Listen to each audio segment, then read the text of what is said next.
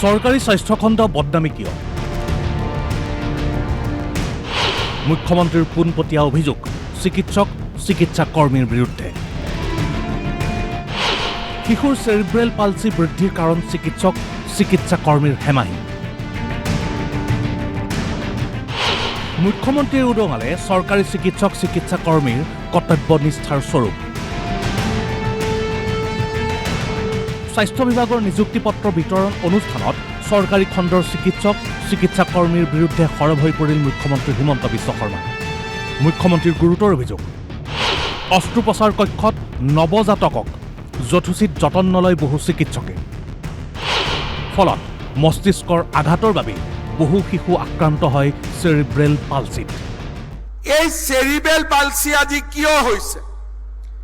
ডেলিভাৰীৰ সময়ত কৰবাত নহয় কৰবাত আমি কৰা ভুলৰ কাৰণে আজি অসমত হাজাৰ হাজাৰ ল'ৰা ছোৱালী চেৰিব্ৰেল পালচি ৰোগত আক্ৰান্ত হৈছে।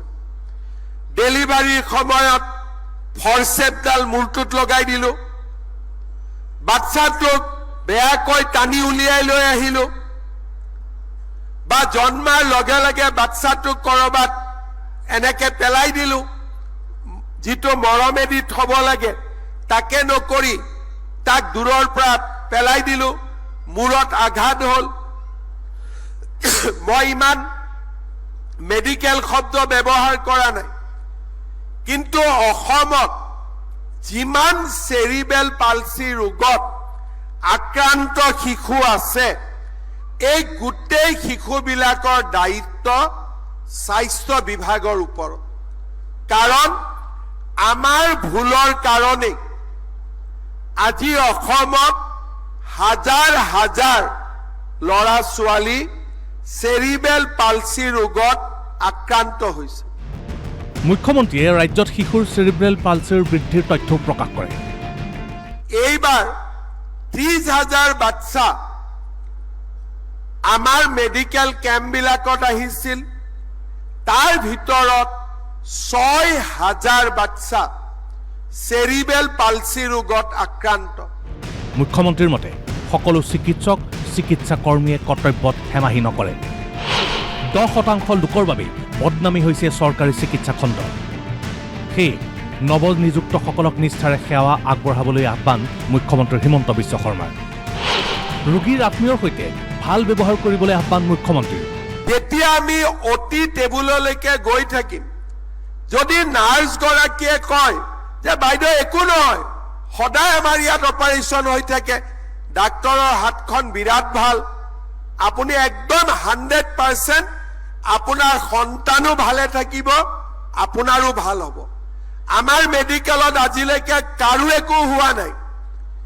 এই যে মৰমৰ মাত এষাৰ দিলো, মাতৃগৰাকীৰ ব্লাড প্ৰেছাৰ কমি যাব, যে তাৰ মানে ইয়াৰ নাৰ্ছ আৰু ডাক্তৰ এই গোটেইসকলে মোৰ লগত আছে আৰু মোক মৰিব নিদিয়ে।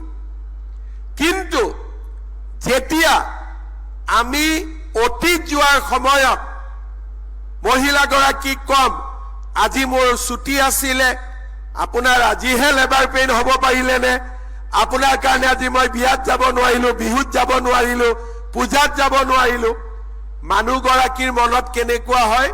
মানুহগৰাকীয়ে ভাবে যে ইহঁতি লৈ গৈ মোক এতিয়া মাৰি পেলাব। মুখ্যমন্ত্ৰীৰ গুৰুতৰ অভিযোগ একাংশ চিকিৎসকৰ বিৰুদ্ধে। নিজৰ মুনাফাৰ বাবে একাংশ চিকিৎসকে ৰোগীক ভয় খুৱাই লৈ যায় ব্যক্তিগত নাৰ্ছিং হোমলৈ। আমাৰে মাজত কিছুমান মানুহ থাকে, এই আপুনি ইয়াত কিয় আহিলে, ইয়াত ভাল নহ'ব দে, অমুক নাৰ্ছিং হোমত লৈ যাওক, তাতেহে ভাল পাব, আমাৰ মেডিকেলত ভাল কৰি সুবিধা নাই। চব আছে, গুৱাহাটীৰ কোনো নাৰ্ছিং হোমত আমাৰ মেডিকেলত কৰি ভাল যন্ত্ৰ পাতি আন কোনো নাৰ্ছিং হোমত নাই। আমাৰ মেডিকেলত যিমান যন্ত্ৰ পাতি ডক্তৰ যিমান আছে আন জাগাত কতো নাই। কিন্তু আমাৰ মাজৰে দুই এজনে পেচেণ্টজনক আহি পোৱাৰ লগে লগে বিভিন্ন ধৰণে ভয় খুৱাই দিলে, নাৰ্ছিং হোমলৈকে পঠাই দিলো। দুদিন পিছত নাৰ্ছিং হোমত যেতিয়া মানুহজনে টকা পইচা দিব নোৱাৰা হয়, আকৌ মেডিকেললৈকে ঘূৰি আহে। এই যিবিলাক একাংশ কৰ্মচাৰীয়ে কেতিয়াবা আনএথিকেল কাম কৰে, তাৰ কাৰণে কি হয়, 90% কৰ্মচাৰীয়ে যিটো ভাল কাম কৰে, 10%ৰ কাৰণে বাকী 90%ও এটা বদনাম ল'বলগীয়া হয়। এই বিষয়বোৰক লৈ এতিয়া কঠোৰ হ'ব মুখ্যমন্ত্ৰী হিমন্ত বিশ্ব শৰ্মা। চেৰিব্ৰেল পালচিত শিশুৰ জন্ম কোন চিকিৎসালয়ত হৈছিল, কোন চিকিৎসক স্বাস্থ্যকৰ্মীৰ সহায়ত জন্ম হৈছিল, সোধা পোছা কৰা হ'ব বুলি ঘোষণা মুখ্যমন্ত্ৰী হিমন্ত বিশ্ব শৰ্মাৰ। সেই নিযুক্তি পত্ৰ বিতৰণ কৰা ৩,৪২০ গৰাকী যুৱক যুৱতীলৈ নিষ্ঠাৰে সেৱা আগবঢ়াবলৈ আহ্বান মুখ্যমন্ত্ৰীৰ। কেমেৰা পাৰ্চন প্ৰদীপ বৰ্মনৰ সৈতে সুৱানা চৌধুৰী, DY365।